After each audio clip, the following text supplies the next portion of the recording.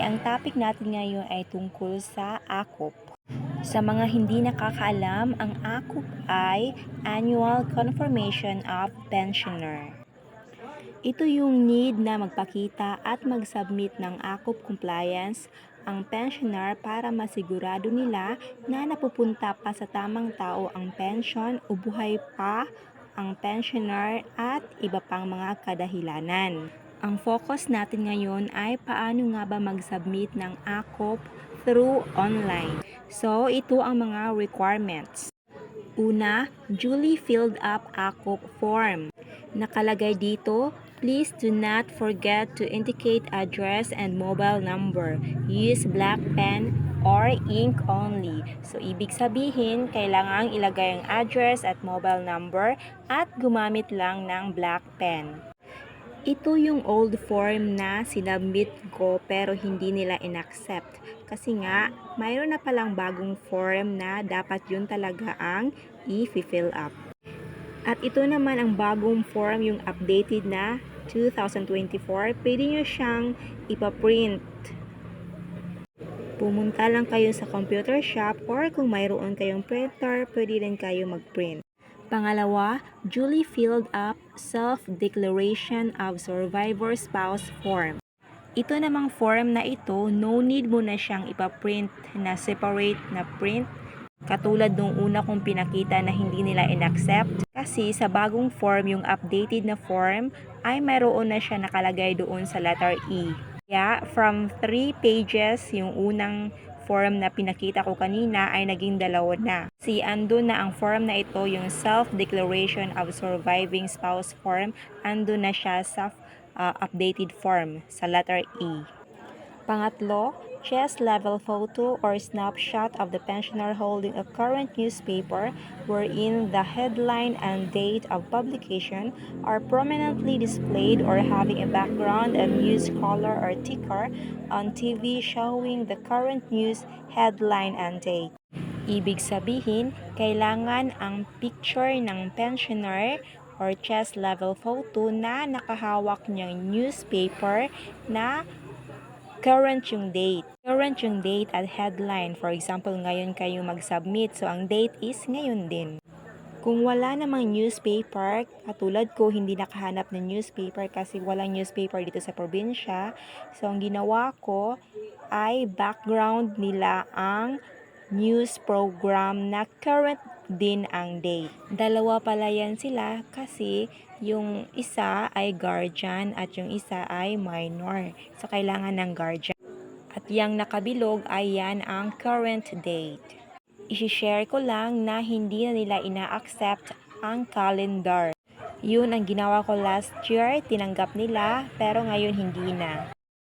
Pang-apat, SSS ID or UMID or 2 valid ID cards of pensioner.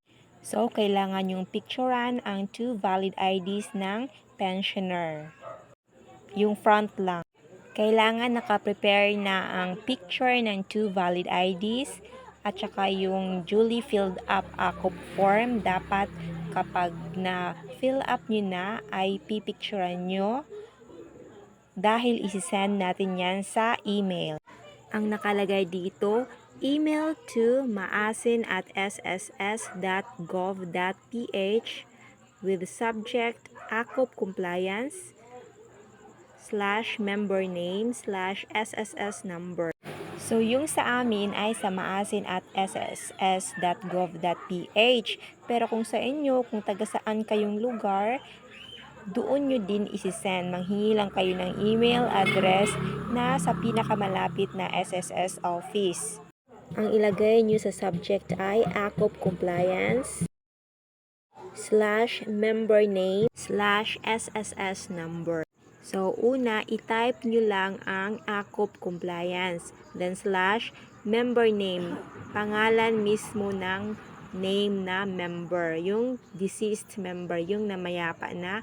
At SSS number, yung SSS number talaga ng deceased member or namayapa na member. So, ganito lang. Punta lang tayo sa ating Gmail. Tapos, click natin ang compose. Tapos, mapupunta tayo dito. So, yung from, yan ang email natin. Automatic na yan. Tapos, yung to is yung email ng SSS. At saka yung subject, yun yung i-type nyo ang AKOP compliance, the name ng member, at SSS number ng member. Tapos yung compose email, hindi na ako naglagay dyan. Pagkatapos, nakikita nyo yung parang clip, pindutin natin yan at i-send natin or i-clip natin yung mga picture na yung AKOP form, yung 2 valid IDs. Yan, i-send natin.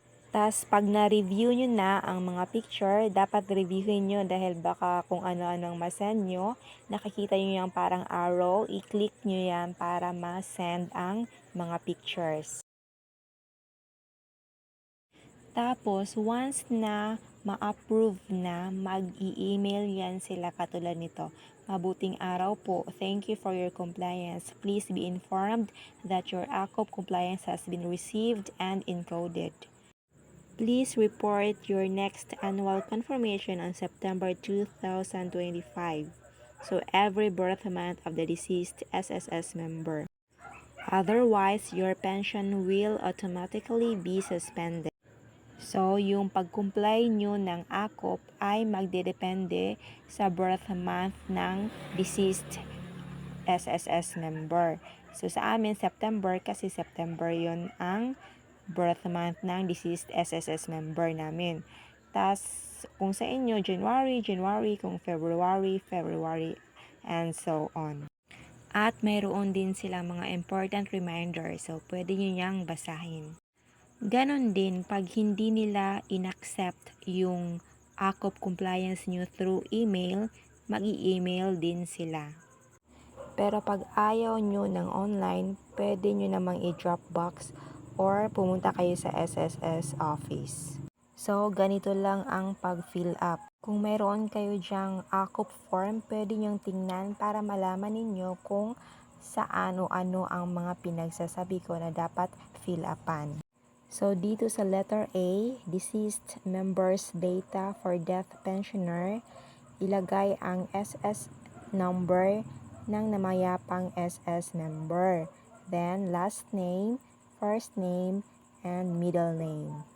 Then, sa letter B, pensioner's data. Ilagay ang date of birth ng pensioner, which is yung sa bata ang nilagay ko. Then, last name ng bata, first name, at middle name. Then, sa baba, may nakalagay na mother's maiden name. Ang nilagay ko is yung pangalan ng mama niya na namatay or namayapa na. Last name, first name, at middle name. Then, ilagay din ang local address. Yung barangay, city or municipality, province, at postal code. Then, sa baba, ilagay ang mobile phone number. May nakasulat din dito na if the telephone number, mobile or cellphone number, or email address belongs to the pensioner's immediate family member or relative, please indicate the following as consent. So, ilagay ang printed name of immediate family or member or relative. So, ang nilagay ko dyan is sa akin kasi sa akin naman yung mobile number, then signature ko at relationship ko sa bata. Inyo, kung anong relationship nyo sa pensioner. Then, letter C, guardian's data. Ang ilagay, SS number ng guardian if meron. Then, date of birth, last name, first name, at middle name. Then, address ng guardian at postal code. Tapos, sa baba, may nakalagay na is the dependent or minor child under your care and custody already married, deceased, or employed, or self-employed. Ang nilagay ko is no, kasi hindi pa naman. Tapos yung sa baba, yung number 1, number 2, at number 3, hindi ko na yan fill upan. So, yun ang first page. Ito naman ang second page. So, yung sinabi ko kanina na hindi ko na fill upan, yun yung letter D. Questionnaire for pensioner only. Yung number 1, number 2, and number 3. At sa second page, ito yung letter E, Self-Declaration Form of Survivor Pensioner or Non-Remarriage or Non-Cohabitation. Ito yung sinabi ko kanina na no need nang i-separate ng print kasi nandito na siya sa bagong or updated na form. So, ang nakalagay dito, I do hereby declare that I have not remarried, blah blah blah. So, pwede nyo yung basahin. And then, sa baba, may nakalagay na printed name of survivor pensioner. Ang nilagay ko is yung name ng guardian. Tas, nilagyan ko ng close, open, parenthesis, guardian. Then, sa signature, kailangan may signature ng guardian at date kung kailan nyo isa-submit. Tapos sa letter F, Certification and Data Privacy Notice and Agreement.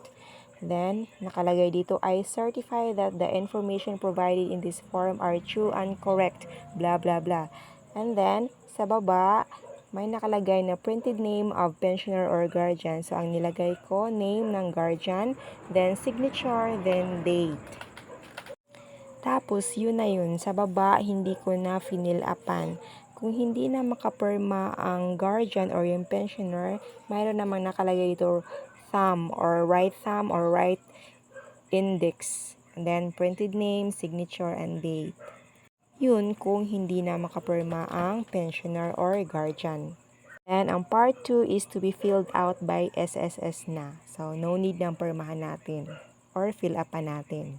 Tapos, yun na yun, yung sinabi ko kanina na picturean, then i-submit or i-clip natin sa email.